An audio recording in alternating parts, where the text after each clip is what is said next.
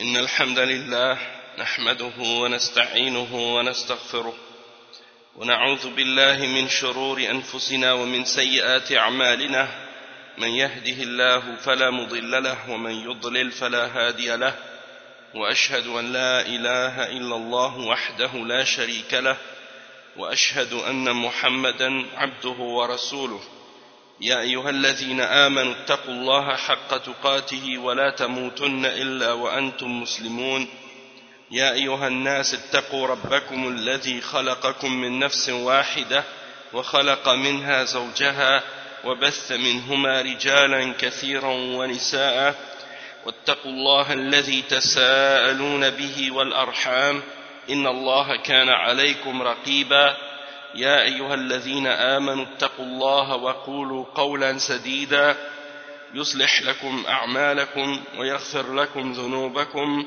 ومن يطع الله ورسوله فقد فاز فوزا عظيما أما بعد وإن خير الكلام كلام الله وخير الهدي هدي محمد صلى الله عليه وسلم وإن شر الأمور محدثاتها وكل محدثة بدعة وكل بدعة ضلالة وكل ضلالة في النار أما بعد. Donc on commence aujourd'hui le cours numéro 12 dans l'explication du livre Kashf al-Shubuhat avec le sharh du Cheikh Abdul Aziz ibn Baz rahimahullah. Et aujourd'hui donc on est toujours à l'explication de la shubha numéro 9, al-Shubha al-Tasi'a. Et cette shubha consiste à dire de la part des jeunes bid'a et de la part des mushrikines qui associent avec Allah subhanahu wa ta'ala dans l'adoration et qui adorent les morts et les saints et qui adorent les tombes, les tombeaux et les mausolées en dehors d'Allah subhanahu wa ta'ala et qui prétendent qu'ils sont musulmans ou bien qui prétendent qu'ils sont sur le tawhid. Ils disent qu'on fait le takfir des musulmans. Ils disent qu'on fait le takfir des musulmans parce qu'on déclare ceux qui font le shirk akbar et qui font le kufr akbar de mushrikin. Donc on leur répond par les points que le cheikh Muhammad ibn Abdul Wahhab a mentionné dans son livre Kashf al-Shubuhat. À ce point numéro 9, il a mentionné différentes réponses à donner à ce sujet. Et par exemple, parmi les exemples qu'il a mentionnés, il a mentionné jusqu'à 9 réponses qu'on peut donner par rapport à cette shubha et comment la réfuter. Donc au dernier cours, on a expliqué les 3 premières réponses du cheikh Muhammad ibn Abdul Wahhab. On a donné les 3 premières réponses du cheikh Muhammad ibn Abdul Wahhab par rapport à ces shubuhat, la shubha du takfir, parce que eux ils font pas la différence entre le takfir des khawarij et le takfir de Ahl Sunnah wal Jama'a. Le takfir des khawarij, c'est de déclarer quelqu'un kafir pour un péché qu'il a commis, qui est moindre que le kufr akbar et qui est moindre que le shirk akbar. Donc si quelqu'un boit de l'alcool ou fait le zina ou commet un meurtre ou commet l'acte de l'homosexualité ou la sodomie, ou bien par exemple il mange du porc, ils disent c'est un kafir. Ils disent c'est un kafir. Tandis que Ahl Sunnah wal Jama'a, ils disent ce n'est pas un kafir, c'est un musulman, mais c'est un croyant qui a la foi faible, c'est un pécheur. Et il est sous la volonté d'Allah subhanahu wa ta'ala. S'il meurt sur ce grand péché sans se repentir, au jour de la résurrection, Allah peut choisir de le faire entrer au paradis par sa miséricorde et à cause également de certaines bonnes actions qu'il aurait fait qui seraient venues expier ce péché, ou bien des punitions ou des malheurs qui lui seraient arrivés qui auraient pu également expier certains de ces péchés-là, ou des choses de ce genre. Donc il rentrerait au paradis directement sans châtiment par la miséricorde d'Allah malgré ce genre de péché-là, ou bien Allah peut choisir de le châtier et de le faire rentrer dans l'enfer pour un certain temps, et étant donné que c'est un musulman, que c'est un croyant, et qu'il n'a pas commis de shirk majeur, de kufr majeur, même s'il entre en enfer, il ne va pas y demeurer pour l'éternité. Il va seulement rester en enfer pour un certain temps, que seul Allah subhanahu wa ta'ala connaît. Et après un certain temps, Allah décidera, lorsqu'il voudra le faire sortir, de le faire sortir de l'enfer pour le faire rentrer au paradis. Et une fois qu'il entre au paradis, il y reste pour l'éternité, parce que c'est un mu'min, parce que c'est un croyant qui avait commis certains péchés. Et donc, il devait être purifié de ces péchés-là. Et lorsque il est rentré en enfer, eh bien, Allah subhanahu wa ta'ala va faire en sorte que certains intercesseurs puissent intercéder en sa faveur pour qu'il puisse sortir de l'enfer et rentrer au paradis. Et le prophète Mohammed sallallahu alayhi wa sallam a dit dans un hadith qui est authentique que toute personne qui a un atome de foi dans le cœur ne va pas rester éternellement en enfer, il va sortir. Et seuls les mushrikines qui ont fait un kufr ou un shirk akbar vont rester en enfer pour l'éternité. Les autres qui ont eu le tawhid, qui ont été sur le tawhid mais qui ont commis certains péchés, eux ne vont pas demeurer éternellement en enfer, ils vont sortir. Donc ça c'est la position d'Ahl Sunnah wal Jama'a à ce sujet-là. Tandis que les Khawarij, eux, ils considèrent, comme j'ai dit tout à l'heure, que toute personne qui commet un grand péché, eh bien, alhamdulillah, que toute personne qui commet un grand péché, il va rester en enfer pour l'éternité. Et ils considèrent que de faire des grands péchés, ça fait sortir de l'islam directement. Donc il y a une grande différence entre ça et entre le takfir de Ahl Sunnah. Les gens de Ahl Sunnah, ils vont déclarer quelqu'un kafir si il a rendu un péché halal, il l'a déclaré ouvertement halal avec sa bouche, comme par exemple quelqu'un qui a dit que l'alcool, il dit l'alcool c'est halal, et tu lui montres les preuves et il insiste, il persiste à dire non c'est quand même halal, et le porc c'est halal, ou bien il va rendre le meurtre halal, ou un autre crime parmi les crimes que l'islam interdit, il va le rendre halal et le déclarer halal. Ça, dans ce cas-là, il sort de l'islam parce qu'il a opposé ce que Allah subhanahu wa ta'ala dit dans la révélation, mais pas parce qu'il a fait ce péché-là seulement. Parce que s'il a commis le péché, ça c'est pas quelque chose qui fait sortir de l'islam. Tandis que s'il a déclaré ce péché-là halal, il devient kafir même s'il l'a pas commis, ce péché. Mais le simple fait de le rendre halal, ça fait sortir de l'islam. Ça c'est un acte de kufr majeur.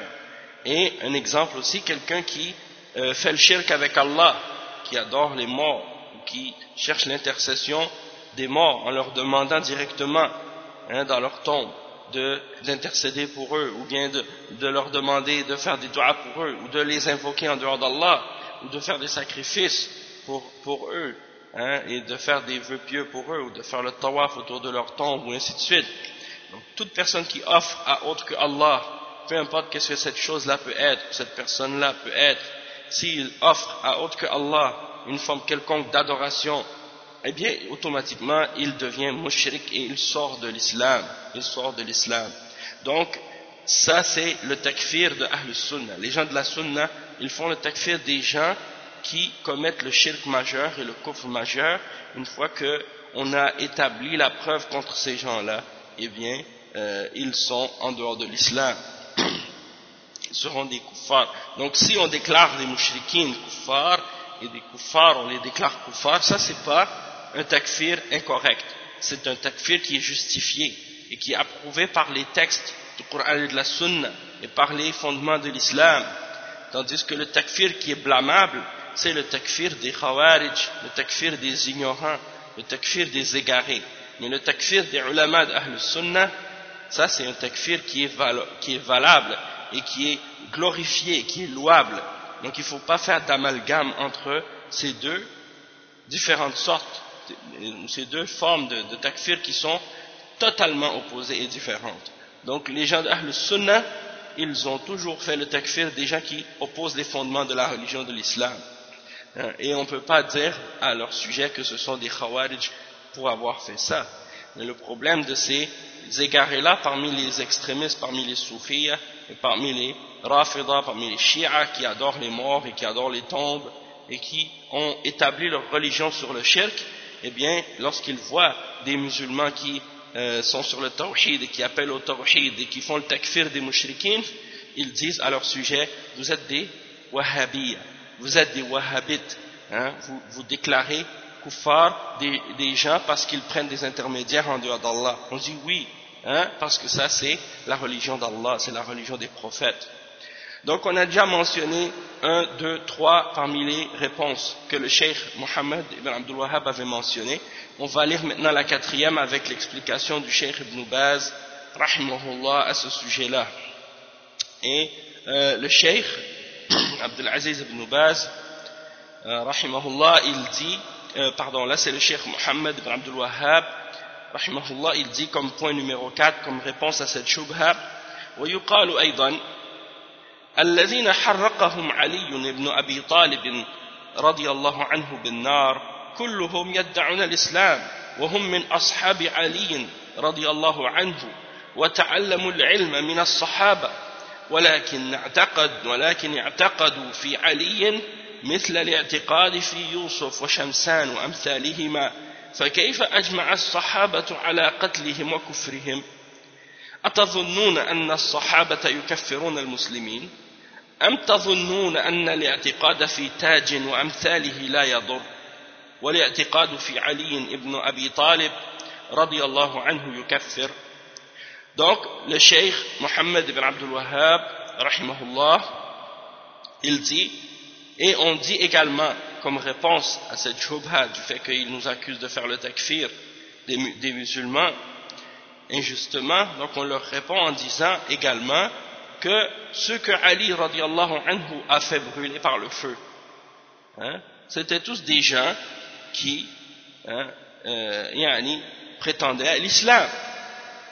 C'était des gens qui se disaient musulmans, faisaient la salat, faisaient la zakat, faisaient le jeûne, croyaient en la résurrection, croyaient au jour dernier, ils établissaient les 5 piliers de l'islam, et ils faisaient partie des compagnons de Ali radiallahu anhu, et ils ont appris la science des sahaba, mais ils ont cru à propos de Ali le même exemple de croyance à propos que ce que les mushrikines croyaient à propos de certaines personnes qui étaient adorées parmi les awliya de la région de la péninsule arabe à l'époque du cheikh Mohammed ibn Abdul Wahhab, parmi eux comme exemple Yusuf et Shamsan que le cheikh a cité.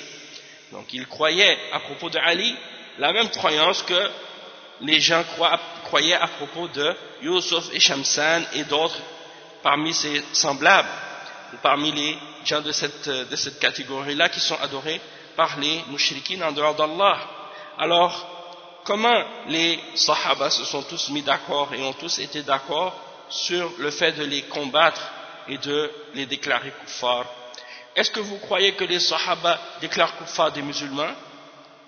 Est-ce que vous croyez que le fait de croire en Taj, c'est une des personnes également parmi les saints, soi-disant saints que ces gens-là adoraient en dehors d'Allah. Donc est-ce que vous croyez que le fait de croire en Taj et en ses semblables, ça ne nuit pas, tandis que le fait de croire en Ali ibn Abi Talib radiyallahu anhu, ça fait devenir kafir?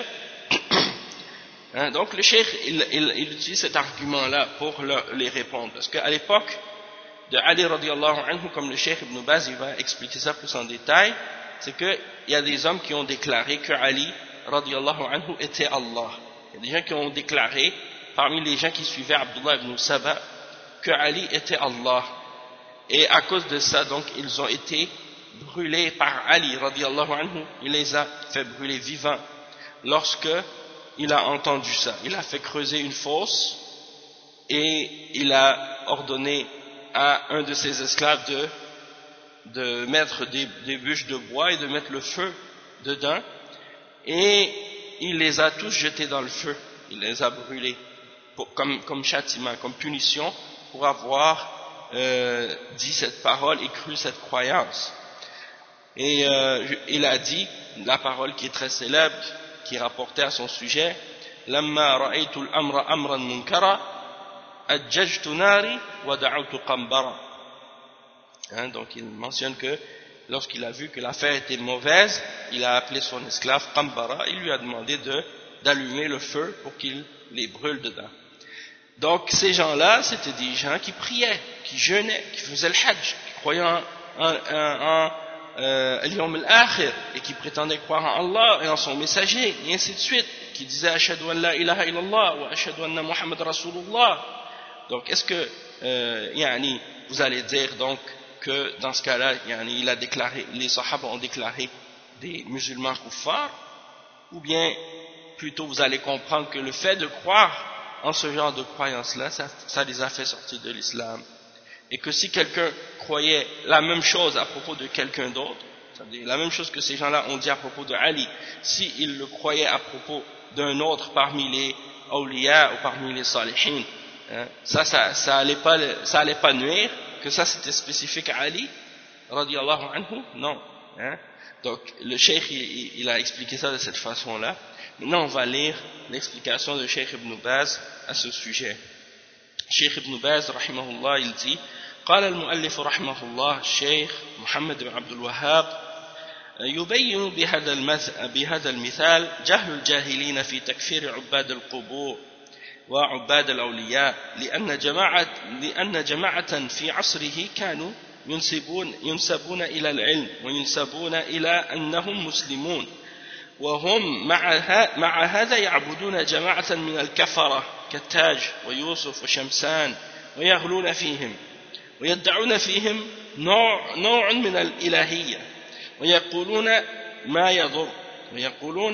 ما يضر هؤلاء الصالحين، التبرك بالصالحين ودعاؤهم لا يضر. بين له الشيخ رحمه الله أن هذا الاعتقاد هو الكفر إذا كان الاعتقاد في الجاهلية في اللات والعزى ومنات والملائكة والأنبياء يكفرون هؤلاء، كذلك استغاثتهم بيوسف وشمسان وتاج وفلان وفلان يكفرهم، ولا فرق في ذلك، لأن صرف العبادة لغير الله شرك بالله، سواء كان المعبود صنما أو وثنا أو وليا أو جنيا أو ملكا أو غير ذلك، فالعلة والحكمة صرف العبادة لغير الله.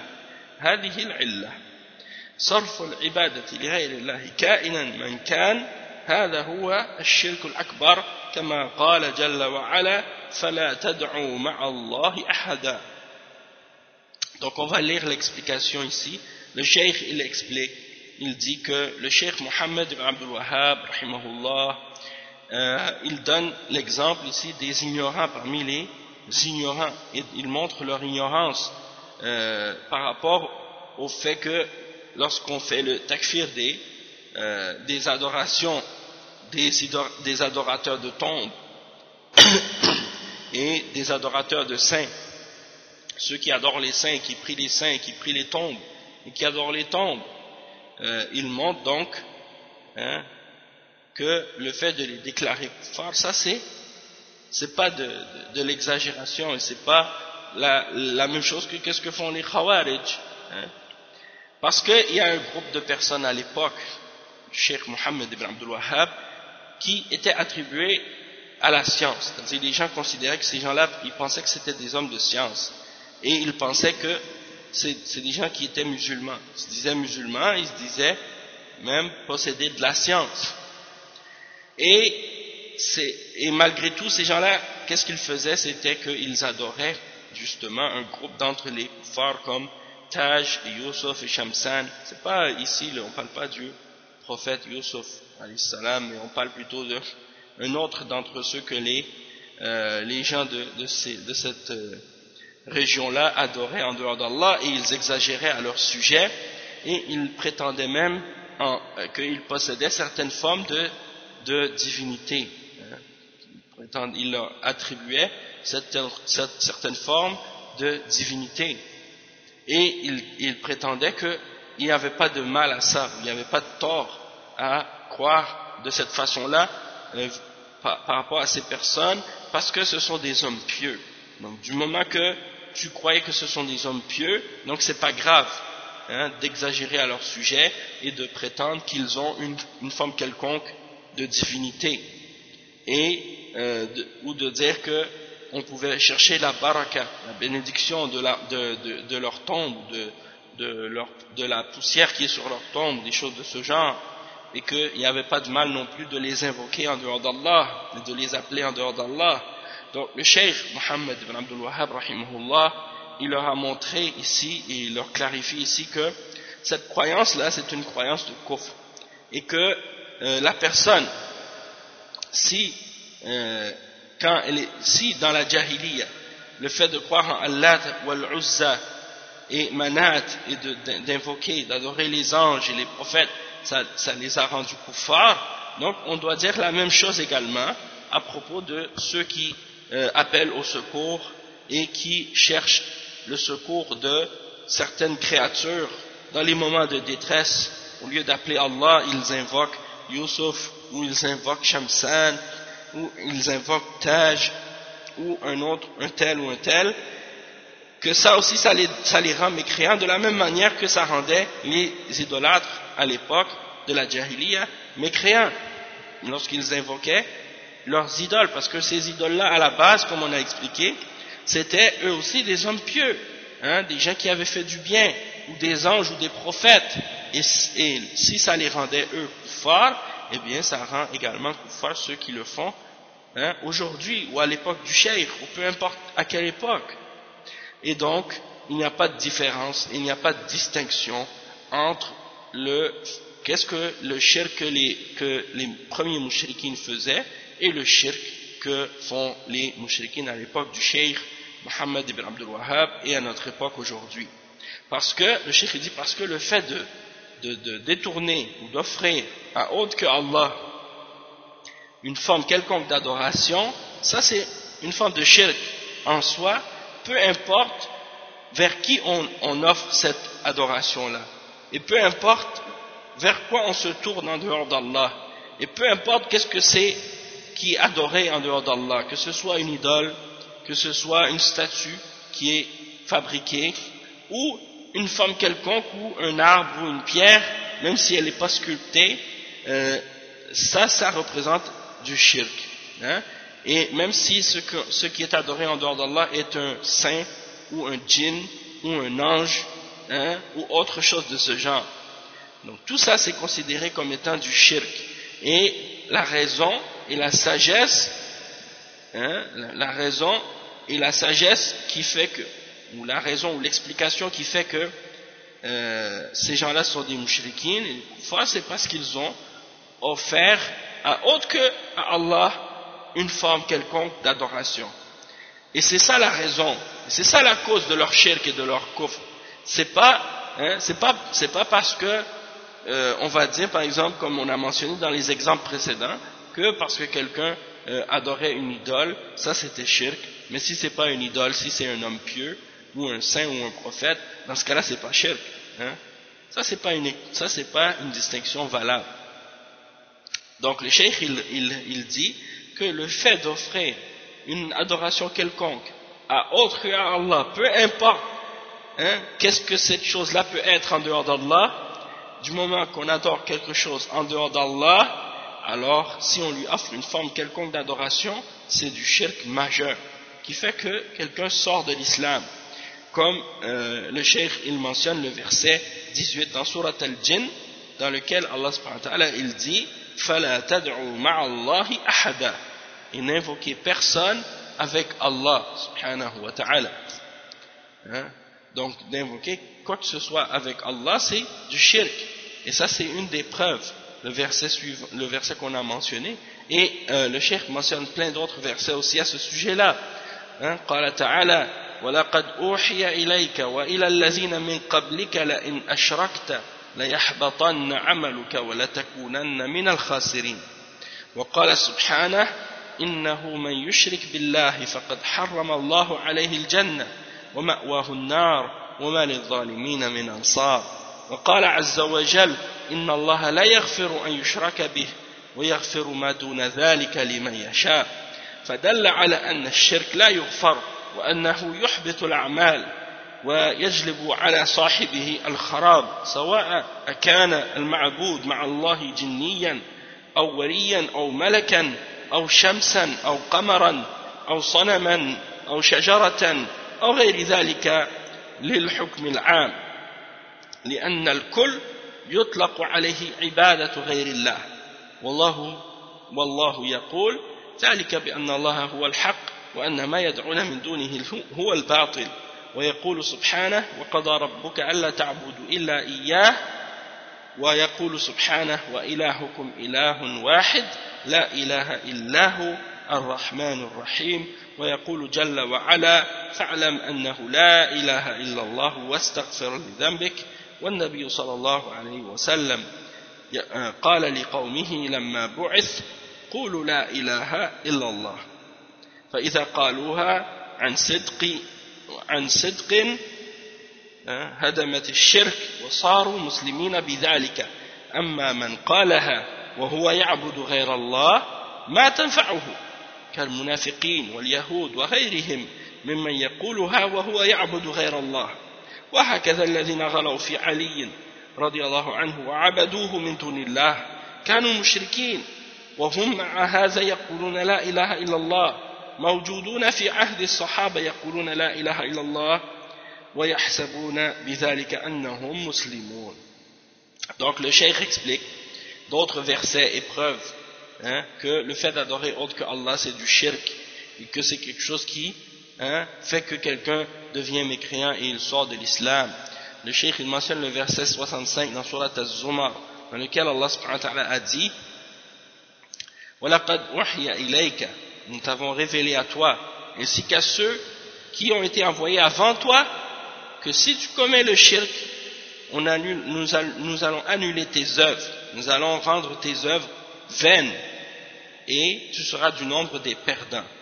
Donc Allah subhanahu wa ta'ala il mentionne ici à propos de son prophète Mohammed sallallahu alayhi wa sallam et des autres prophètes messagers qui ont été envoyés avant lui que quiconque d'entre eux aurait commis le shirk, eh bien son œuvre aurait été annulée et vaine et qu'il aurait été parmi le nombre des perdants. Donc si c'est le cas pour les messagers et les prophètes, alors on peut dire la même chose à propos de n'importe quelle autre personne parmi les gens qui se dit croyants ou musulmans et qui tomberait dans le shirk ou commettrait des actes de shirk, que ses œuvres à lui aussi seraient vaines et qu'il serait du nombre des perdants. Et le verset 72 dans Surat Al-Ma'ida dans lequel Allah subhanahu wa ta'ala dit et quiconque fait le shirk avec Allah, alors certes Allah lui interdira le paradis. Allah va lui rendre l'enfer, il va lui mettre en enfer, il va lui interdire le paradis. فَقَدْ حَرَّمَ اللَّهُ عَلَيْهِ الْجَنَّةِ, Allah lui rend le paradis haram et sa destination sera l'enfer, et pour les injustes il n'y aura point de secoureur.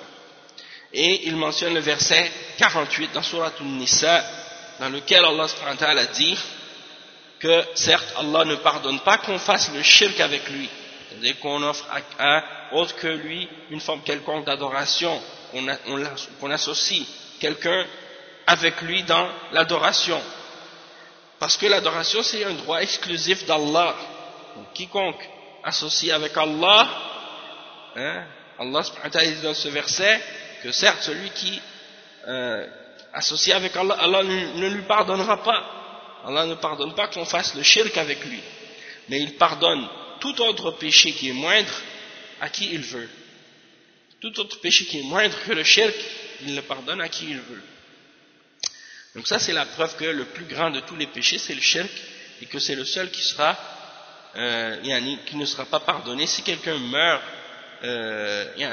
si quelqu'un meurt après avoir commis le shirk sans s'être repenti et sans être revenu à la foi et au tawhid et à l'islam, eh bien il meurt mécréant et il sera dans l'enfer pour l'éternité parce que c'est le péché qui n'est pas pardonné par Allah subhanahu wa ta'ala.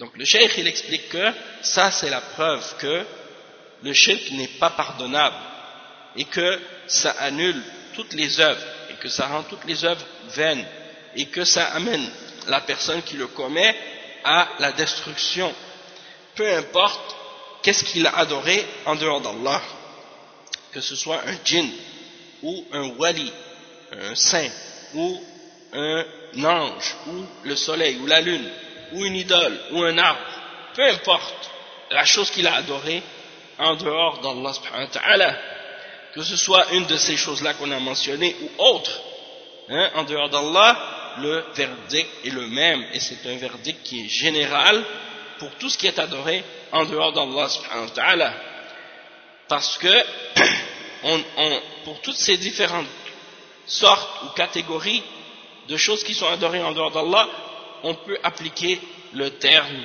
et dire que c'est d'adorer quelque chose en dehors d'Allah ou autre que Allah ou avec Allah, et dans ce cas-là c'est du shirk.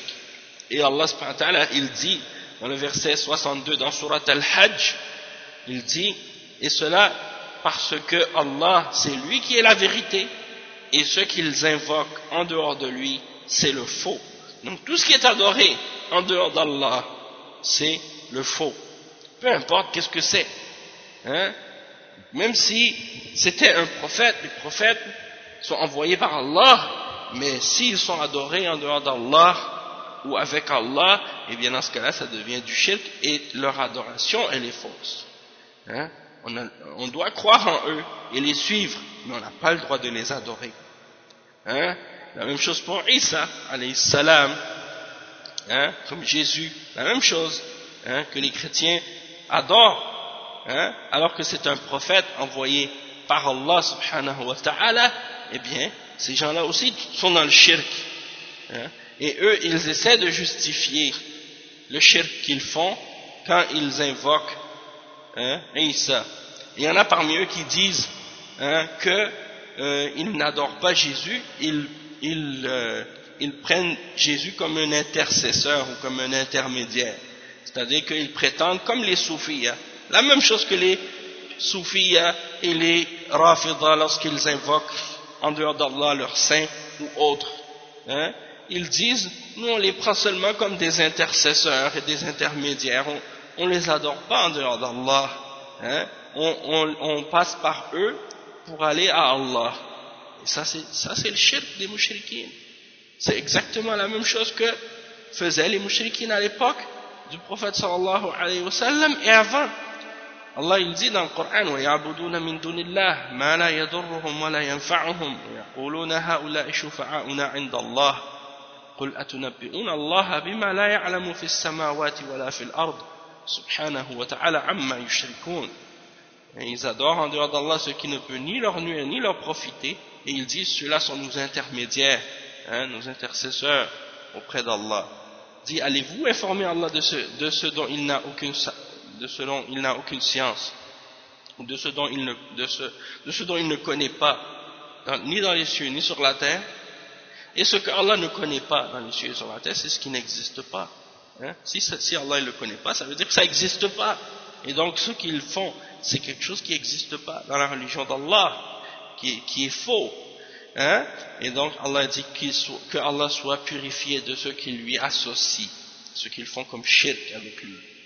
Et également il mentionne des exemples de shubuhat qu'ils retrouvent dans leurs livres, parce que leurs livres, étant donné que leurs livres sont remplis de choses qui ont été rajoutées par des hommes longtemps après lui, longtemps après Isa, les livres qui ont été rapportés dans les évangiles, qu'est-ce qui a été écrit dans l'évangile de Matthieu, de Marc, de Luc et de Jean, c'est des évangiles qui ont été écrits longtemps après Isa, et ceux qui les ont écrits, pour la plupart d'entre eux, même tous, ils n'ont même pas été des témoins, et il y a même le témoignage de Luc dans les évangiles, Luc lui-même dans le début de son évangile, qui mentionne qu'il n'a pas été témoin de qu'est-ce qu'il a écrit dans son évangile, mais qu'il a rapporté de ce qu'on lui a dit.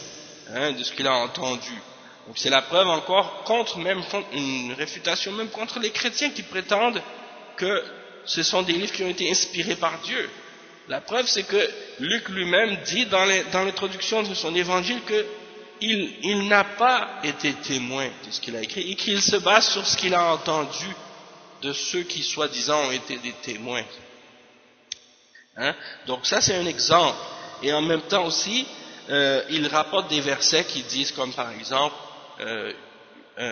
nul ne va à Dieu que par moi. Hein? Et ça, tous les prophètes l'ont dit. Tous les messagers d'Allah et tous les prophètes l'ont dit à leur peuple. Hein? Moïse, est-ce qu'à l'époque de Moïse, il y avait un autre chemin pour aller à Dieu, c'est-à-dire un autre exemple à suivre pour aller à Dieu, pour plaire à Dieu, pour adorer Dieu, un exemple autre à suivre que Moussa alayhi salam pour le peuple de Bani Israël? Non. Et donc c'est la même chose pour chaque prophète quand il vient à un peuple. Et lorsque Allah envoie un prophète à un peuple, ce prophète est l'exemple à suivre pour ce peuple, pour plaire à Allah et pour avoir la satisfaction d'Allah. Et donc ces exemples de paroles ou de citations de Isa alayhi salam, ça ne veut pas dire qu'il faut qu'on adore Jésus pour plaire à Dieu, puisque déjà le premier de tous les commandements dans l'Ancien Testament, dans la loi de Moïse, de tous les prophètes, c'est qu'on n'a pas le droit d'adorer rien d'autre avec Dieu ou en dehors de Dieu, et qu'on ne peut pas faire aucune représentation ou exemple de ce qui est dans les cieux, sur la terre et dans la mer, aucune représentation, et que celui qui adore d'autres que Dieu ou qui appelle à appeler à d'autres que Dieu, c'est un blasphémateur, hein, et c'est un idolâtre. Donc comment ils peuvent essayer de prétendre que Jésus, alayhi salam, il était en train de dire aux gens adorez-moi pour aller à Dieu, hein? Ça impliquerait qu'il était en train d'appeler à contredire l'enseignement de tous les messagers et de contredire le plus grand de tous les commandements de Dieu, hein? Alors que Jésus lui-même dit mon Dieu c'est le Dieu d'Abraham, c'est le Dieu de Jacob, c'est le Dieu d'Isaac. Et le Dieu d'Abraham, de Jacob et d'Isaac, c'est pas Jésus, hein? C'est Allah subhanahu wa ta'ala, le créateur de tout. Donc quand il dit ça, il est en train de dire, quand il dit nul ne va à Dieu que par moi, ça veut dire nul ne peut adorer à son époque, nul parmi les fils d'Israël ne peut adorer Allah excepté en suivant son exemple et excepté en prenant Isa comme modèle, hein?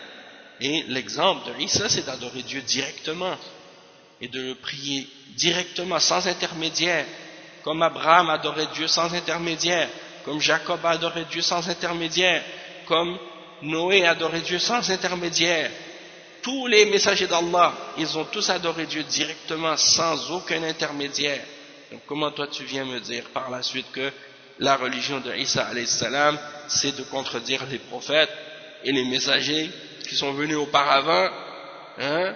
Donc ça c'est un blasphème contre Isa alayhi salam et contre les prophètes et contre la religion des prophètes, hein? Et la même chose aussi, un d'entre ces chrétiens dernièrement, justement quand j'étais en Haïti, on était on a pris un transport, c'est pas le transport public, mais c'est les petites camionnettes qui se promènent là-bas parce qu'on n'avait pas à la capitale, on n'avait pas de transport. Donc on prenait ces transports-là, les tap-tap comme on appelle, et donc quand ils voyaient que j'étais musulman, donc il y a des gens qui commencent à poser des questions dans le tap-tap, et on commençait à faire la da'wa, moi et un autre frère qui était avec moi, justement on commençait à parler avec les chrétiens, leur expliquer le tawhid et des choses comme ça. Donc pendant tout le trajet on commençait à discuter, et il y en a un qui dit, hein, parce que je leur ai dit il faut croire en Allah seul, il ne faut pas adorer personne en dehors d'Allah, et que celui qui ne croit pas en Isa alayhi salam, il n'est pas musulman, parce que en islam on est obligé de croire en tous les prophètes, mais en même temps croire en les prophètes ça ne veut pas dire qu'on a le droit de les adorer. Donc on croit en Isa alayhi salam, mais on ne l'adore pas, hein, et on le prend pas comme divinité, et on ne dit pas qu'il est fils de Dieu, hein, ou Dieu incarné ou des choses de ce genre. Et puis il y en a un qui a dit parmi eux, qui disait que oui mais il y a des différences entre Jésus et les autres prophètes, Hein? J'ai dit oui, c'est vrai, il y a des différences. Parmi les différences, c'est qu'il est né d'une naissance miraculeuse, c'est-à-dire qu'il n'avait pas de père. De la même manière que Adam et Ève n'avaient pas de père. Mais le miracle d'Adam et Ève est plus grand encore, puisque Isa alayhi salam, lui, au moins, il avait une mère. Donc ça, c'est quelque chose qui est normal pour tous les êtres humains, de sortir du ventre d'une femme. Tandis qu'Adam, alayhi salam, Adam, lui, il n'avait même pas de mère, il n'avait même pas de père du tout. Qu'est-ce qu'on va dire qu'il était le fils de Dieu à cause de ça? Bien sûr que non. Donc la même chose pour Isa, alayhi salam. Et ensuite, il a dit, oui, mais il faut croire qu'il est mort pour nous, et que il faut croire qu'il est mort pour nous pour sauver nos péchés et des trucs de ce genre. Je lui ai dit, n'est-ce pas que vous croyez que Jésus est Dieu? Il a dit oui. J'ai dit, est-ce que pour vous Dieu peut mourir? Il a dit non. J'ai dit, alors comment, si vous dites qu'il est Dieu, comment vous dites qu'il est mort alors dans ce cas-là? Il a dit oui, mais il est ressuscité par la suite. J'ai dit, oui, mais même si vous dites qu'il est ressuscité, vous dites quand même qu'il est mort. Et du moment qu'il était mort, il ne peut pas être Dieu. J'ai dit, pendant qu'il était mort, pendant 3 jours, hein, comme vous le croyez, vous dites qu'il est resté mort pendant 3 jours. Qui est-ce qui contrôlait les cieux et la terre? Et qui est-ce qui gérait l'univers pendant ces 3 jours? Il a dit, mais c'est Dieu. Je lui ai dit, donc dans ce cas-là, c'est Dieu que vous devez adorer, et non pas Jésus, puisque Jésus c'est une créature, hein, c'est un prophète envoyé par Allah. Il n'y a pas d'autre Dieu que Allah. Hein? Donc quand j'ai dit ça, il ne savait plus quoi dire. Hein? Il ne savait plus quoi dire ce chrétien. Puis là, juste avant, il commençait à me citer l'introduction de l'évangile de Jean. Au début, il était le Verbe, et le Verbe était Dieu, et le Verbe était avec Dieu, ou je ne sais pas quoi. Ça, c'est des paroles qui ont été copiées des anciennes philosophies grecques. Parce que l'évangile de Jean est écrit en grec. Et tu vois que dans cet évangile-là, il y a les influences des philosophes grecs dedans. Parce que c'est une des évangiles, justement, qui était le plus tard. Dans tous les 4 évangiles, c'est celle qui était écrite le plus tardivement. Donc, il y a beaucoup de passages qui sont inspirés de croyances grecques, païennes. Parce que les Grecs croyaient en ce genre de croyances, en les dieux de l'Olympe, les Zeus, et le dieu de la mer, le dieu de l'amour, et pour eux, Zeus, il faisait des bébés avec plein de femmes comme ça sur la terre, et tous les différents chacun d'entre ces soi-disant dieux en lesquels il croyait, quand il aimait une femme, il voyait une belle femme sur la terre, bon, il faisait un bébé avec elle. Donc pour eux, Dieu, il avait plein de bébés, comme ça, avec plein de femmes sur la terre. Et quand il avait un bébé avec une de ces femmes, ce bébé devenait soi-disant un dieu ou un demi-dieu. Hein? Donc pour eux, Hercule c'était un fils de Dieu, puis Persée c'était un fils de Dieu, puis comme ça, pour eux Dieu avait plein de fils comme ça. Hein? Donc ça, ils ont pris ces croyances païennes, et les Romains avaient aussi ces croyances-là. Les Romains, ils avaient les mêmes croyances et les mêmes divinités que les Grecs. Donc ils ont pris ça, ils ont essayé d'interpréter la religion des prophètes à la lumière de ces philosophies ou de ces croyances païennes, et c'est de là que viennent toutes ces idées de Dieu incarné, puis de fils de Dieu, puis d'expiation pour les péchés. Comment Dieu serait comment Dieu serait venu sur terre pour mourir pour nos péchés soi-disant, alors que on sait très bien que chaque personne est responsable pour le péché qu'il a fait lui-même, et que si Adam et Ève ont commis un péché, eh bien c'est leur péché à eux, puisque lorsqu'ils ont commis ce péché-là, ils ne nous ont pas consultés. Et de toute façon, on sait que lorsque Adam et Hawa ont commis le péché, qu'ils ont désobéi à Allah en mangeant du fruit, en mangeant de l'arbre, on sait qu'ils ont par la suite eu des remords et qu'ils se sont repentis d'avoir fait ça, et que Allah les a pardonnés. Donc il n'y a pas de péché originel comme eux ils le prétendent, qu'ils prétendent que tous les hommes sont nés dans le péché à cause du péché d'Adam. Donc déjà ça c'est faux, puisque Même dans la Bible, c'est écrit que chaque personne sera punie pour son propre péché et non le péché de son père. Hein? Et la même chose aussi pour... Donc cette idée-là à la base qui est basée sur cette notion-là, elle est fausse. Hein? Et il y a plein d'autres exemples comme ça qui peuvent montrer la fausseté de ces croyances. Et en ce qui concerne le fait de dire que, que Isa alayhi salam c'est une parole d'Allah, eh bien comme c'est expliqué dans le Coran, hein, que Isa c'est une parole d'Allah et une âme venant de lui, dans le sens que Allah il a dit soit et il fut. Parce que Allah il n'a qu'à ordonner que quelque chose soit pour que cette chose-là soit, hein, il l'ordonne et la chose est. Donc c'est ça, dans ce sens-là, il est une parole. Et une âme venant de Dieu, وَرُوحٌ مِّنْهُ, dans le sens que Allah subhanahu wa ta'ala a voulu honorer cette âme et donc il l'a attribué à sa personne pour l'honorer, hein, et non pas que c'est une partie de Dieu, hein, non pas que c'est une partie de Dieu, puisque l'âme, elle a été prise par l'ange et insufflée, l'ange que Allah a créé, qui a pris cette âme que Allah a créée pour aller l'insuffler en Maryam, hein, et à ce moment-là, elle est devenue enceinte. Donc c'est pas Dieu, une partie de Dieu comme les chrétiens le prétendent, hein, puisque ça c'est la croyance des idolâtres, mushrikines. Donc il y a plein d'autres exemples de shubuhat comme ça, et tous ces exemples-là, c'est pour montrer que ce que ces gens-là adorent en dehors d'Allah, c'est batil, et que ces gens-là sont des mushrikoun, et que les chrétiens, ou peu importe leur croyance, du moment qu'ils adorent d'autres que Allah, ils n'ont aucune preuve de ce qu'ils font comme pratique et comme croyance, parce que c'est le shirk, et Allah n'a jamais approuvé du shirk. Et aucun des messagers d'Allah n'a appelé au shirk. Ensuite, le cheikh mentionnait d'autres versets, comme le verset 23 dans Surat Al-Isra, dans lequel il dit وَقَضَى رَبُّكَ أَلَّا تَعْبُدُوا إِلَّا إِيَّاهُ, et ton Seigneur a ordonné que tu n'adores personne excepté lui, que vous n'adoriez personne excepté lui. Ça c'est la ilaha illallah, que rien ne mérite d'être adoré excepté Allah. Hein? Et le verset 163 dans Surat Al-Baqarah, dans lequel Allah subhanahu wa ta'ala dit, et votre divinité est une divinité unique, nulle divinité, hein? Rien ne mérite d'être adoré excepté lui, le tout miséricordieux, le très miséricordieux.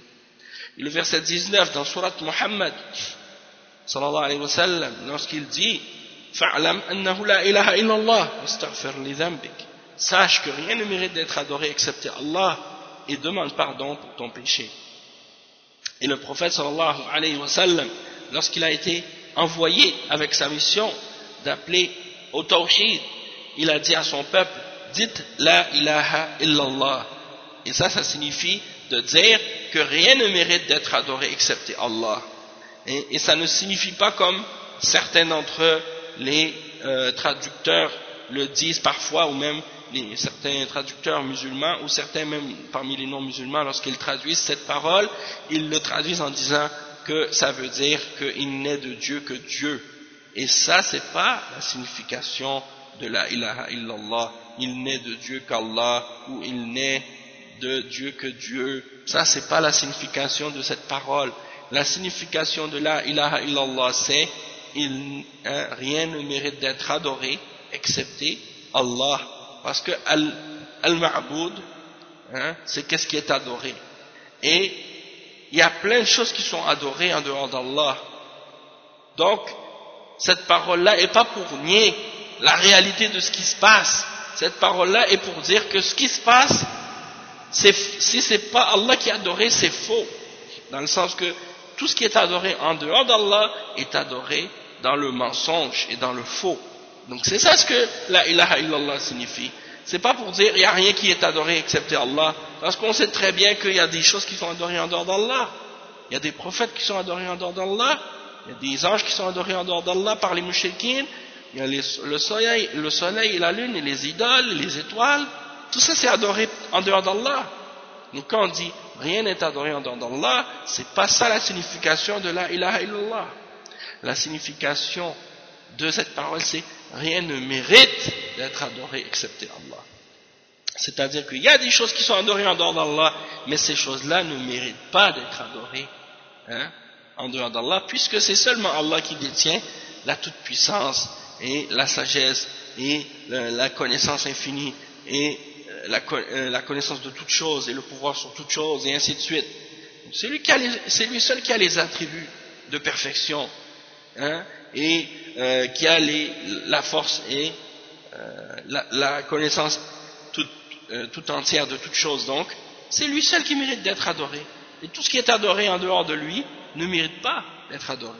Donc c'est ça la différence, et c'est ça la signification de la ilaha illallah.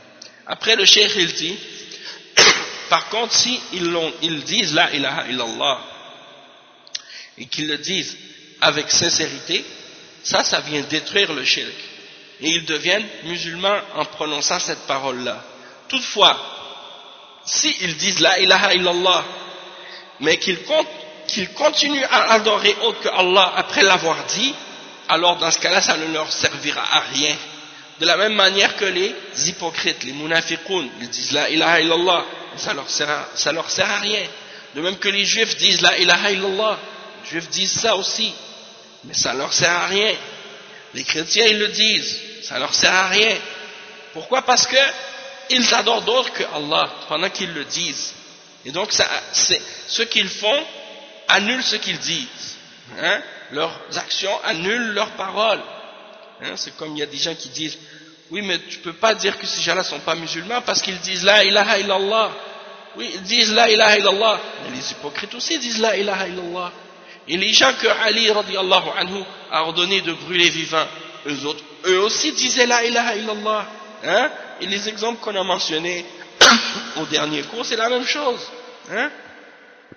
Les exemples qu'on a mentionnés de quelqu'un par exemple qui voudrait par exemple rendre halal ce qui est haram, même si il croit en la ilaha illallah, même s'il dit la ilaha illallah, il fait la salat, il donne la zakat, il fait le hajj, mais il dit je crois pas que l'alcool est haram. Donc il a rendu halal qu'est-ce qui est haram, il devient kafir, même s'il croit en tout le reste, même s'il prie 5 fois par jour, même s'il fait le jeûne, même s'il dit la ilaha illallah jour et nuit. Du moment qu'il n'a pas reconnu ça, alors qu'il a la connaissance, il n'est pas musulman. Et donc il y a plein d'exemples. Et ceux qui croyaient en Moussaïlama, le faux prophète, ils disaient ashhadu an la ilaha illallah wa ashhadu anna Muhammad Rasulullah. Et ils faisaient les 5 prières par jour. Et ils faisaient le ramadan. Ils appliquaient les piliers. Et est-ce qu'ils ont été considérés comme étant musulmans pour ça? Non, les sahaba les ont déclarés kuffar et ils les ont combattus. Et est-ce qu'on va dire est-ce qu'on va dire des sahaba vous avez déclaré les musulmans kuffar? Non. Donc la même chose aujourd'hui pour ceux qui font ce genre de shirk, qui adorent les morts, qui adorent les tombes, qui adorent les saints et qui disent nous on est des musulmans. Non. Et en Haïti en ce moment c'est ça, il y a un groupe là il y a un des groupes de bid'a en Haïti qui essaie de faire croire aux gens que l'islam c'est en accord avec le voodooisme, l'adoration des djinns, et ils prétendent que c'est ça l'islam, et ils essaient de ramener des shubuhat par l'exemple de ce qui se passe dans certains pays musulmans, lorsque on trouve dans certains pays musulmans des gens qui se disent musulmans, qui adorent les djinns, comme les Gnawa et les Issaouia et d'autres, dans certains pays musulmans comme au Maroc et ailleurs. Ces gens-là adorent les djinns et ils prient les djinns, et dans plusieurs turcs soufiyas, on retrouve aussi des gens qui invoquent les djinns et qui demandent l'aide des djinns. Et dans les pays de l'Afrique de l'Ouest, ceux qu'on appelle parfois comme étant des marabouts, alors que ce sont des sorciers parfois, et qui ils cherchent le secours des djinns pour faire du sihr, ils prétendent qu'ils sont musulmans.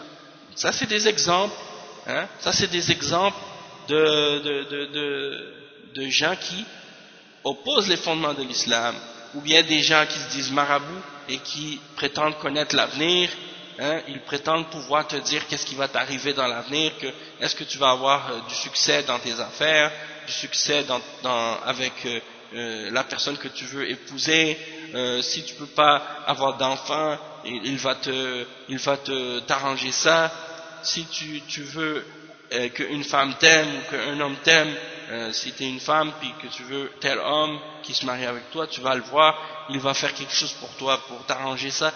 Tout ça c'est des sorciers, ça c'est des sahir, c'est des sahara, c'est des sorciers, hein? C'est des gens qui font du sihr et qui travaillent avec les djinns, hein? Et donc ça c'est kufr, c'est considéré comme une forme de kufr majeur. Donc ces gens-là c'est des charlatans, c'est des menteurs, c'est des voleurs, c'est des criminels, c'est des sorciers que l'islam condamne. Qu'est-ce qu'ils font? Ils considèrent comme étant des kuffars, des ennemis d'Allah, des ennemis du prophète sallallahu alayhi wa sallam. Donc eux, ces gens-là en Haïti maintenant, parce qu'ils savent que la population en Haïti, ils n'ont pas de contact direct avec le monde musulman et qu'ils sont ignorants, donc ils viennent et ils présentent l'islam de cette façon-là aux gens en disant oui, dans les pays musulmans il y a des gens qui croient en ça ou qui font ça et c'est ça l'islam. A'udhu billah. Donc le tawhid c'est la base de l'islam et c'est pour ça que c'est très important de l'enseigner, de le comprendre et de l'étudier pour pouvoir se protéger justement des menteurs et des mensonges, hein? Donc le groupe dont je parle en Haïti, c'est un groupe qui est dans une ville qu'on appelle Carrefour-Feuille, hein? Carrefour-Feuille, c'est le centre qui s'appelle le centre Allahu Akbar, hein? C'est le centre spirituel soi-disant, et eux ils ont mélangé tous les égarements ensemble. Ils mélangent l'islam avec le foudouisme, ils mélangent l'islam avec la religion des Shia, hein, et c'est eux justement qui disaient dans leur site qu'ils croyaient en l'imam caché. Quand j'ai parlé à un d'entre eux une fois, je leur ai dit mais c'est qui l'imam caché? Ils commencent à dire si tu veux savoir viens en Haïti. Subhanallah. Ça c'est la croyance des Shia. Donc ils font les genres de mariage de mut'a, ils font ce genre de choses qui est interdite en islam, les mariages temporaires, ils font plein d'autres choses haram et ils le rendent halal, ils ont même introduit, ils mélangent même l'islam avec la franc-maçonnerie, ils prétendent que la franc-maçonnerie c'est en accord avec l'islam, et ils ont plein d'autres croyances de kufr, et ils acceptent aussi le soufisme, hein, Allah musta'an. Et c'est ça qui se passe maintenant dans certaines parties en Haïti, certains groupes, qu'est-ce qu'ils propagent, hein? Et il y a aussi d'autres, parmi les égarés, parmi les groupes d'égarement aussi, comme des groupes comme Jama'at al-Tablir, hein? Des groupes comme les Diobandis qui sont en Haïti et qui propagent la aqida de ces gens-là, des soufis, et qui, bien entendu, n'ont aucune compréhension réelle de qu'est-ce que signifie la ilaha illallah, et qui pensent que la ilaha illallah ça veut dire seulement d'affirmer la rububiyya, que si tu dis que Dieu est le seul maître, le seul créateur et qu'il est unique, que ça te fait rentrer dans l'islam, même si par la suite tu cherches l'intercession des saints, ça c'est pas shirk pour eux, hein, donc ça c'est c'est de l'égarement.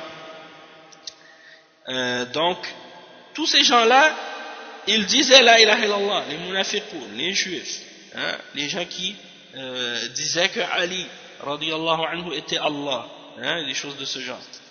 Tous ces gens-là disaient la ilaha illallah, mais malgré tout, malgré qu'ils le disaient, ils continuaient à adorer autre qu'Allah. Et de même que donc ceux qui ont exagéré à propos de Ali, qui l'ont adoré en dehors d'Allah, ils ont été des mushrikoun, hein, et ils disaient pourtant la ilaha illallah. Et ils étaient à l'époque des Sahaba, ils disaient la ilaha illallah et ils se prétendaient, ils pensaient qu'ils étaient musulmans. Est-ce que ça les a sauvés?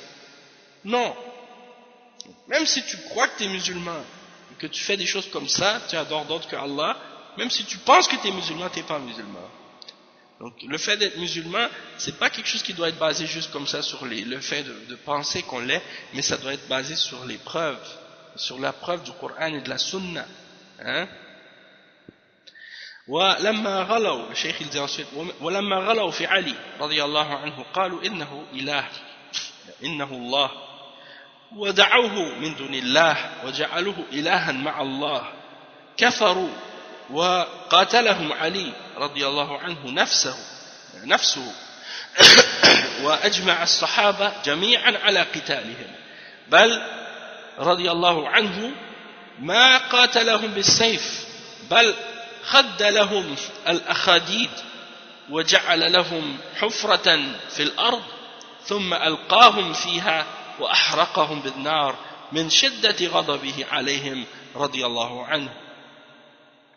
وقال ابن عباس لو أنه قتلهم بالسيف لكان أحب إلي لأن النار لا يعذب بها إلا الله ولكن من شدة غضب علي رضي الله عنه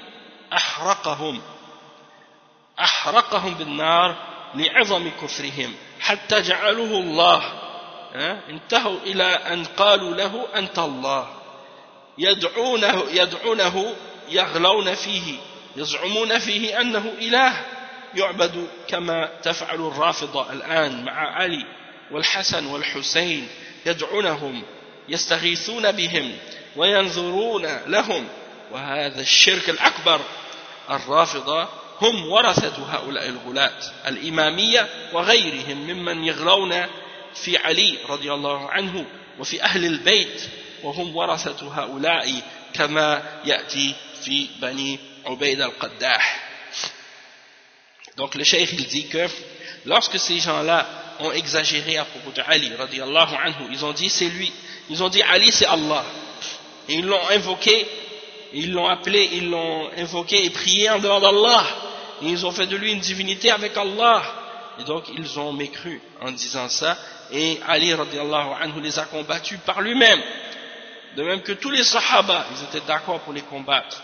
Et même que Ali radiyallahu anhu les a pas combattus par l'épée, il a fait creuser un trou dans la terre et il les a jetés dedans, il les a brûlés, il les a brûlés vivants à cause de sa colère contre eux, radiyallahu anhu.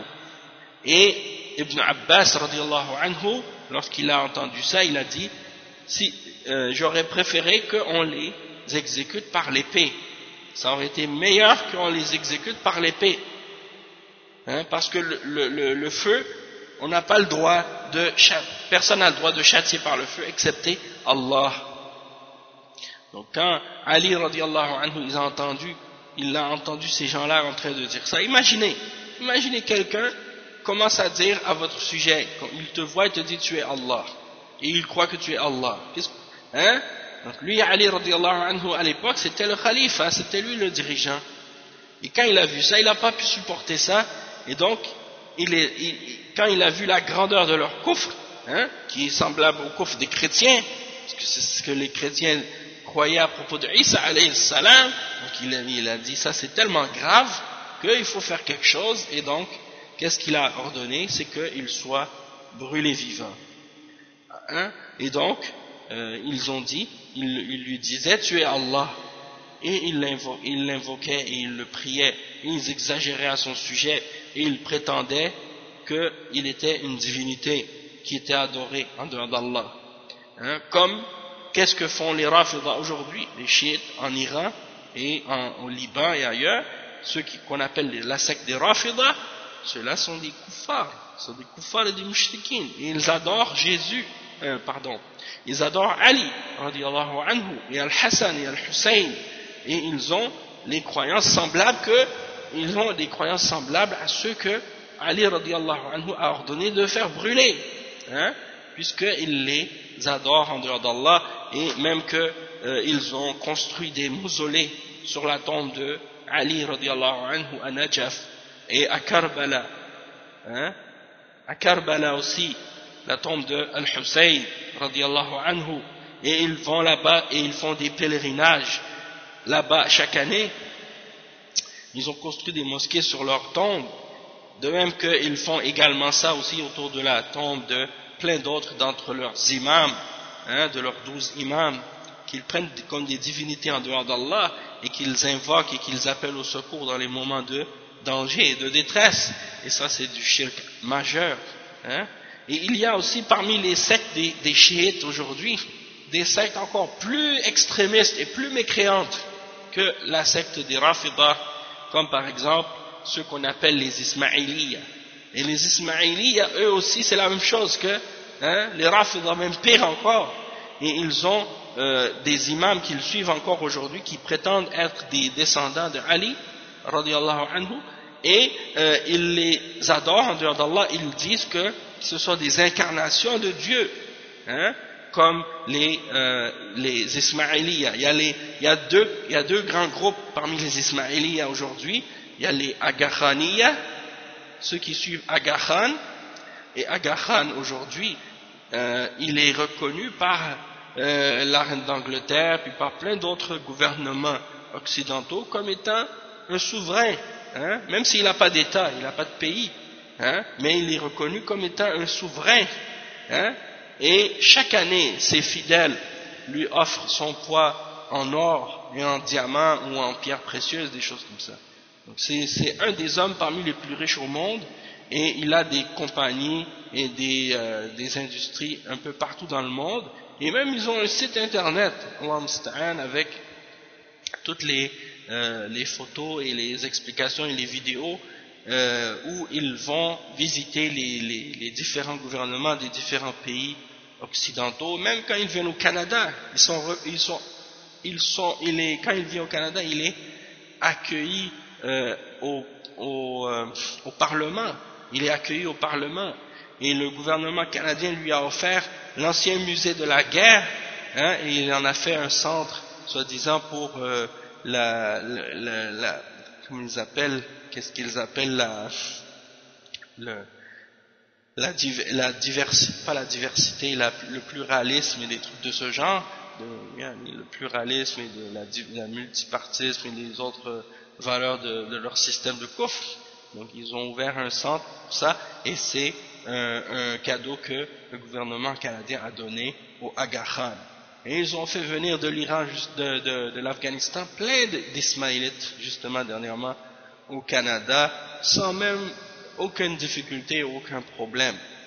Parce qu'ils savent que ces gens-là sont toujours les premiers alliés des kuffars, et qu'ils sont les premiers à combattre l'islam. Et maintenant, dans les médias occidentaux, ici au Canada et ailleurs, ils prennent ces Ismaélites pour combattre l'islam dans les médias. Ils disent, regardez, des musulmans comme ça, c'est des musulmans comme eux qu'on veut, parce que c'est des gens qui ne croient pas en Allah, qui ne croient pas en les prophètes. Ils disent que les prophètes, c'est juste des philosophes, des hommes intelligents, qui ont inventé des croyances pour contrôler les hommes, parce que eux, ils ont atteint un niveau de compréhension plus élevé. Donc ils n'ont pas besoin de croire en Allah ou les prophètes. Ils disent que le paradis et l'enfer, c'est quelque chose qui est dans l'esprit, c'est pas réel, c'est pas quelque chose qui est concret, qui existe pour de vrai. Ils ne croient pas en les révélations ou des choses de ce genre. Même les prières, le jeûne, le hajj, pour eux ça n'existe pas. Tout ça c'est une autre signification qu'ils donnent à ces choses-là. Donc eux c'est des gens, ils sont parmi les sectes qu'on appelle les sectes ésotériques, et ils disent que chaque chose qui est mentionnée dans le Coran, il a un sens caché, et personne ne peut connaître ce sens caché excepté eux. C'est seulement eux qui peuvent connaître ce sens caché de la religion. Et donc pour eux la salat ça n'existe pas, le hajj ça n'existe pas, pour eux ça veut dire autre chose, et même que certains d'entre eux, par exemple, si un d'entre eux ne veut pas faire la salat ou des choses comme ça, il peut donner une somme d'argent à leur imam, et il est expensé, comment on dit, dispensé de faire la prière ou des choses comme ça.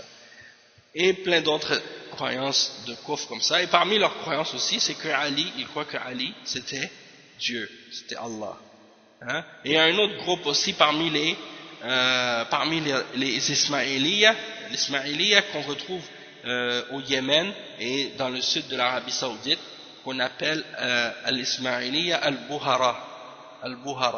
Et eux, c'est une autre secte aussi, qui ont aussi un imam, une autre branche des Ismaéliya, et eux aussi la même chose, ils adorent leur imam, ils se prosternent devant lui. Quand il arrive dans un pays quelconque, ils ne le laissent pas toucher par terre, hein, ils vont même soulever sa voiture avec leurs mains pour pas qu'il touche par terre, et plein d'autres exemples d'extrémisme et de shirk qu'ils font avec eux, avec ces gens-là. Donc ces croyances-là, elles existent encore aujourd'hui. Et ces gens-là ont encore ces croyances-là aujourd'hui. La même chose aussi pour les sectes batiniya comme les Druze et les Nusayriya.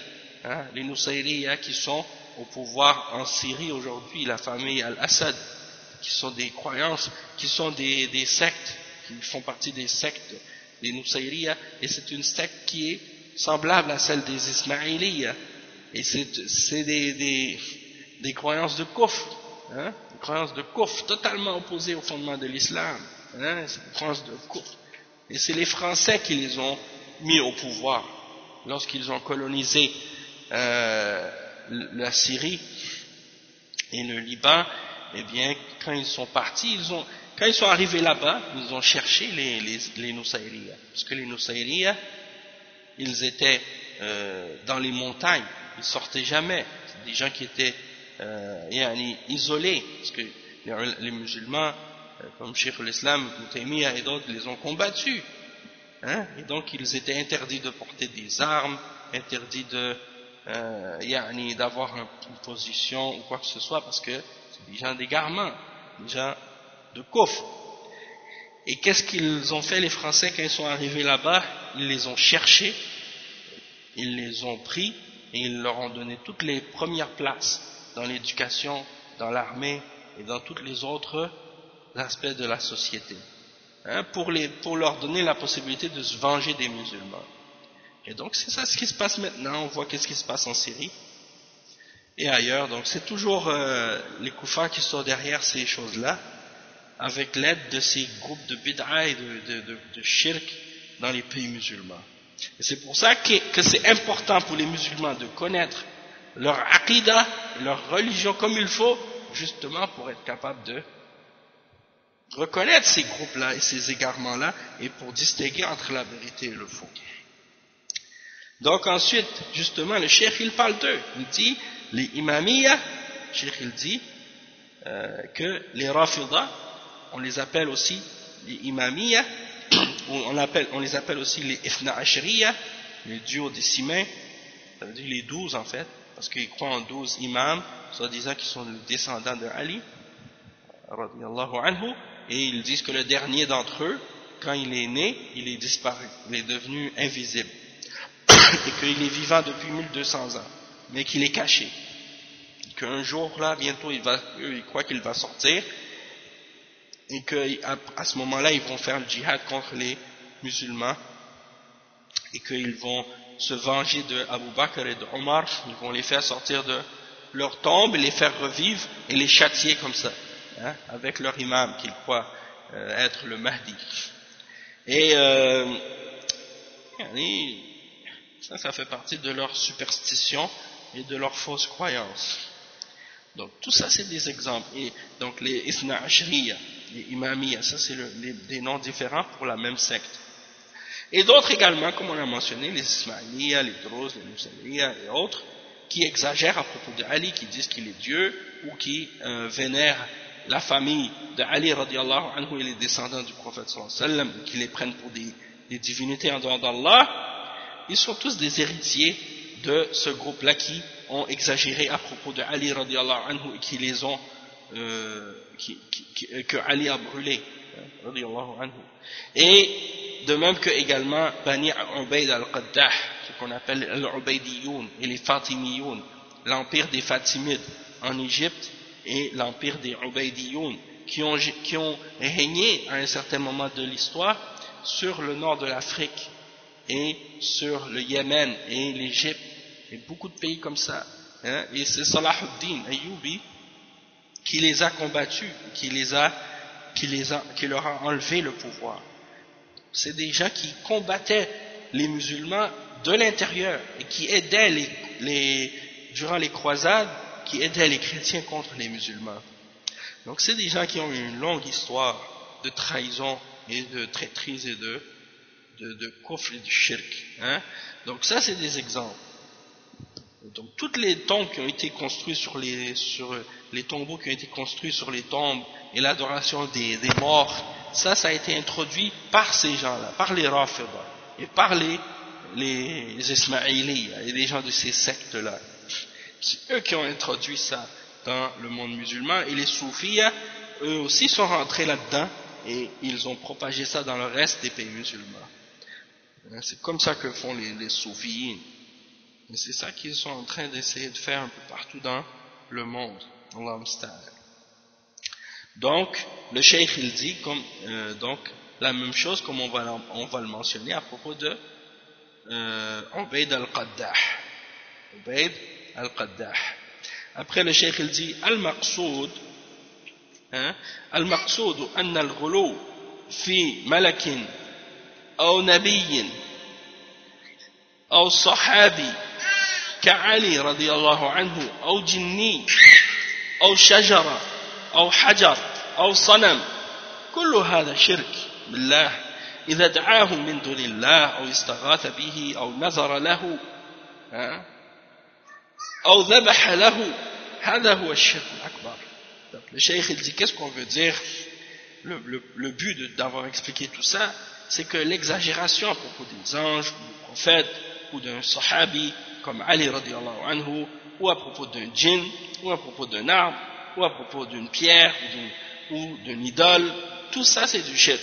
Si quelqu'un l'invoque en dehors d'Allah, ou cherche l'appel au secours en dehors d'Allah, ou fait des vœux pieux pour cette créature-là en dehors d'Allah, ou sacrifie, ou immole, ou égorge un animal pour eux en dehors d'Allah, tout ça c'est du shirk majeur. Le cheikh il dit ويقول المؤلف الشيخ محمد بن عبد الوهاب أتظنون أن الغلو في تاج وشمسان وأمثالهم لا يضر والغلو في علي يضر هذا جهل عظيم. لو كان ما يضر في تاج لو كان ما يضر في تاج ما ضر في علي من باب أولى فإن علي أفضل من تاج وشمسان ومع هذا الغلو فيه جعل أصحابه مشركين كفار يستحقون القتل كالذين يغلون في تاج وشمسان أو غيرهما أو في عبد القادر الجيلاني أو في الحسين أو الحسن أو جعفر بن علي وهذا من باب أولى وجعفر بن محمد من باب أولى علي أفضل منهم فالذين يغلون فيهم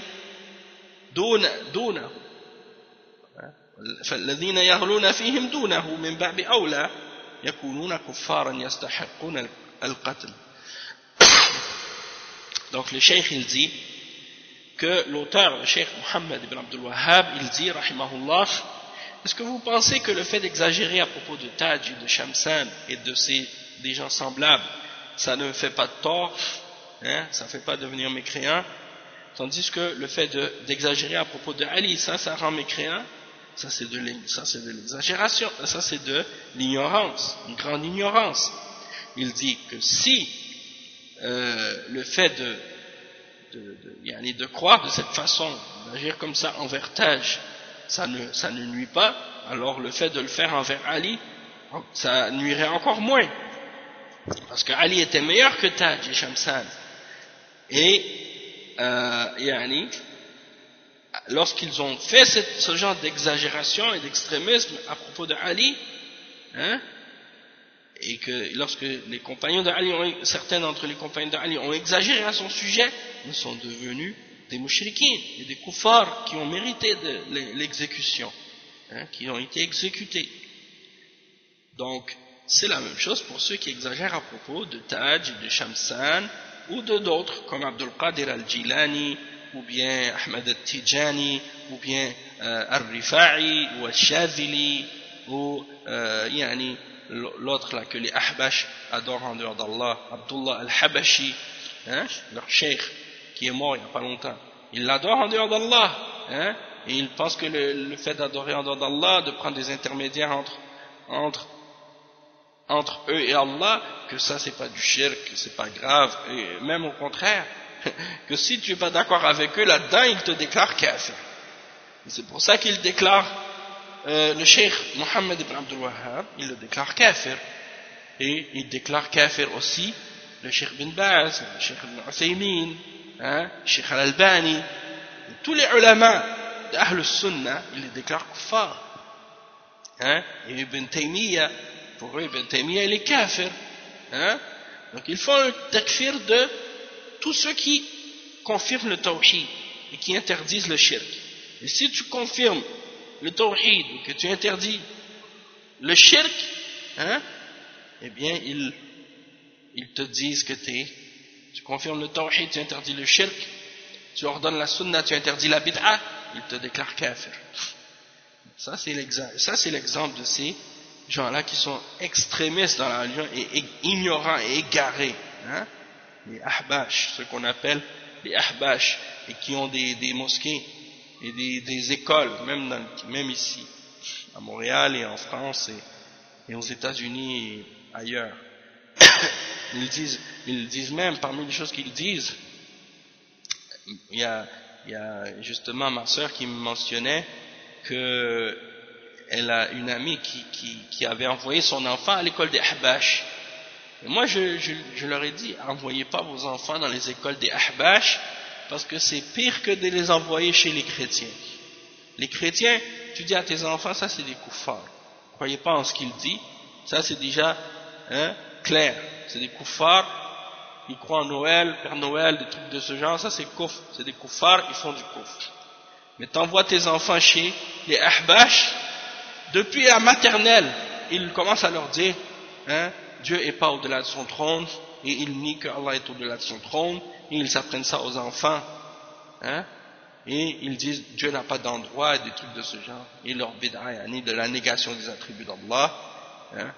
Donc depuis qu'ils sont tout petits, ils leur apprennent ces choses-là depuis la maternelle, et les enfants dans la cour d'école, ils répètent ça entre eux.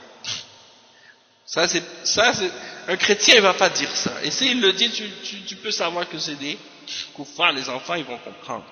Tandis que si tu vas leur expliquer, est-ce que ça c'est des musulmans? Ils disent des paroles de kufr, ils croient en des affaires de kufr, ils nient les attributs d'Allah, ils disent le contraire de ce que Allah a dit. Allah dit qu'il est au-delà de son trône, eux ils disent non, Allah n'est pas au-delà de son trône, et que si tu crois que Allah est au-delà de son trône, pour eux tu es un kafir, toi tu vas envoyer tes enfants là-bas. Donc ça c'est l'exemple. Donc c'est ça ce que le cheikh il dit. C'est la même chose pour ceux qui exagèrent à propos d'Abdul Qadir al-Jilani, ou qui exagèrent à propos de Al-Hussein, et même les soufis et les chiites, ils vont même en Égypte aussi, il y a une tombe là-bas supposément de Hussein, ils l'adorent, sans parler de la tombe de l'autre saint qu'ils adorent aussi, Al-Badawi, dans la ville de Tanta, en Égypte. Il y a des millions de gens qui vont pour l'adorer en dehors d'Allah, et pour lui faire des sacrifices et de lui demander des choses en dehors d'Allah. De même que Ja'far ibn Ali, la même chose, il y en a qui l'adorent, Ja'far ibn Muhammad, Babi Awla, et Ali, qui est meilleur d'entre eux, qui est meilleur que tous ceux-là. Si c'est kufr d'exagérer à propos de Ali, tous ceux qui sont en dessous de Ali, c'est kufr d'exagérer à leur sujet aussi, et encore pire encore. Et aussi, si ceux qui ont exagéré à propos de Ali ont mérité d'être exécutés, ceux qui ont exagéré à propos de ceux qui sont en dessous de Ali méritent eux aussi d'être encore plus exécutés que eux. Donc le cheikh il dit وكذلك من غلا في النبي صلى الله عليه وسلم أو في الأنبياء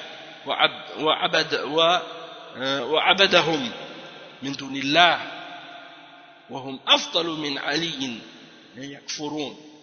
La même chose que à propos de ceux qui ont exagéré à propos de Ali ou à propos des prophètes, et qui les ont adorés en dehors d'Allah, sont ceux qui ont exagéré à propos du prophète sallallahu alayhi wa sallam, ou des prophètes en général, qui les ont adorés en dehors d'Allah, alors qu'ils sont meilleurs que Ali, ils deviennent kuffar. فمن عبد النبي صلى الله عليه وسلم أو عبد إدريس أو موسى أو عبد هارون أو عبد عيسى هم كفار كالنصارى عبدوا عيسى مع الله صاروا من المشركين صاروا من أكفر الناس وهكذا اليهود عبدوا عزير وصاروا من أكفر الناس.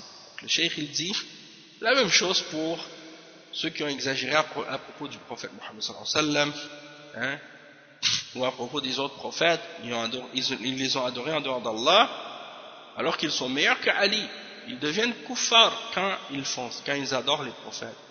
Celui qui adore le prophète Mohammed sallallahu alayhi wa sallam, ou Idris, ou Moussa, ou qui adore Haroun, ou qui adore Isa, sont des kuffars, comme les chrétiens qui adorent Jésus, Isa, ils l'adorent avec Allah, qui deviennent parmi les plus mécréants d'entre les hommes. De même que les juifs, les juifs qui adorent Uzair, deviennent plus mécréants, deviennent les plus mécréants. Donc ça c'est des exemples. Et le cheikh il dit فالواجب على طالب العلم أن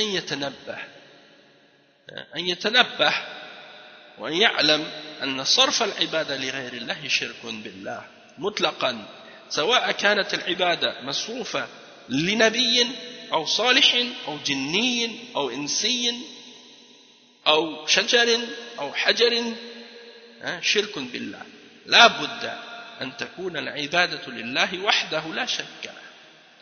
Le cheikh il dit il est obligatoire pour le talib ilm de faire attention et de savoir que de donner à autre que Allah une forme quelconque d'adoration, c'est du shirk avec Allah, de façon générale.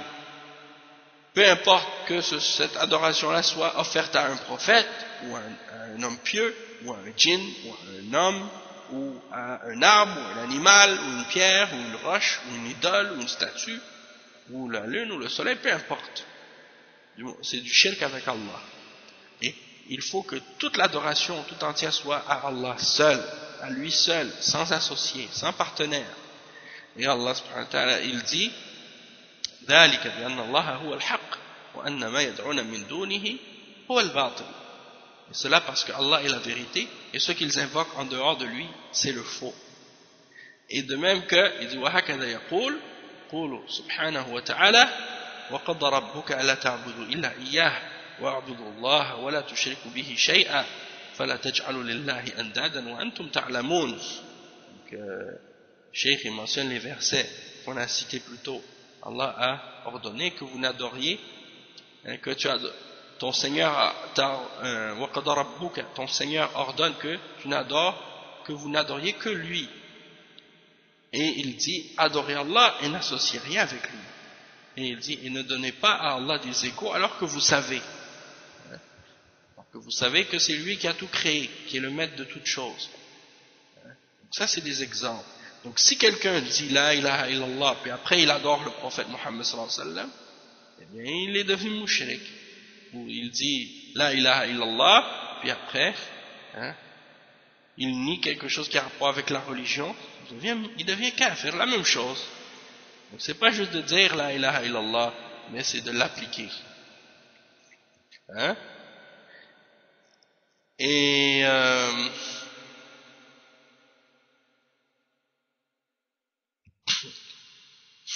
c'est quoi là?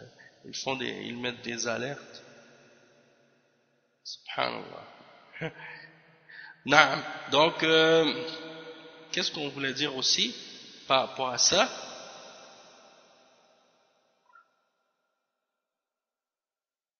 Qu'est-ce qu'on veut terminer avec ça aussi? C'est qu'il y en a des kuffars maintenant qui sont en train de faire des débats à propos des choses qui sont claires et connues dans la religion d'Allah et que tous les prophètes ont interdit, comme par exemple l'homosexualité, la sodomie et les relations entre le même sexe, les relations sexuelles entre le même sexe. Ça c'est des choses qui ont été interdites par tous les prophètes d'Allah Et si quelqu'un le rend licite, le rend ça halal, il devient kafir. Si quelqu'un croit que c'est permis à deux personnes de se marier, alors qu'ils sont du même sexe, alors ça c'est kufr. Hein? Si quelqu'un commet le péché sans le rendre halal, hein, si deux musulmans, par exemple, deux hommes ou deux femmes, commettent le péché de l'homosexualité, ça c'est un péché, c'est parmi les grands péchés comme l'adultère, la fornication, et dans la charia il y a des punitions prescrites pour ces péchés-là, et pour l'adultère c'est la lapidation jusqu'à la mort dans la charia. Dans un pays musulman où il y a un dirigeant musulman qui applique les lois, s'il y a des témoins et qu'on juge de ça, il verra à ce que la peine soit appliquée sur lui. Et si c'est deux hommes qui commettent la sodomie, dans ce cas-là, il y aura la peine de mort aussi. Et donc ça, c'est des explications qui sont claires dans le Coran et dans la Sunna, et les ulama ont parlé de ça dans les livres de fiqh depuis des siècles. C'est des choses qui ne changent pas, des choses qui ne peuvent pas changer, que ça plaise au kuffar ou que ça plaise pas. Ça, il faut comprendre ça. Donc nous on va s'arrêter ici, puis Inch'Allah on continuera la semaine prochaine, bi'ithnillah. Donc barakallahu fikum, jazakumullahu khairan, barakallahu fikum, et on expliquera la suite des explications de ce qui a été dit dans Kashf al-Shubuhat dimanche prochain. Samedi prochain ce sera la suite de Al-Wala wa Al-Bara. J'ai refait le cours d'hier, je l'ai refait parce que le son avait été très mauvais, parce que je me suis trompé d'entrée. J'ai branché le micro hier dans l'écouteur au lieu de le brancher dans le micro. Donc ça enregistrait pas avec le micro, mais ça enregistrait avec le micro intégré dans l'ordinateur, alors le son était vraiment mauvais, alors j'ai préféré le refaire pour que ce soit plus clair. Donc, barakallahu fikum, jazakumullahu khairan, et également je remercie les frères de Sunnah Publication pour la retransmission du cours sur leur site. Jazakumullahu khairan. Donc, à la semaine prochaine, Inch'Allah.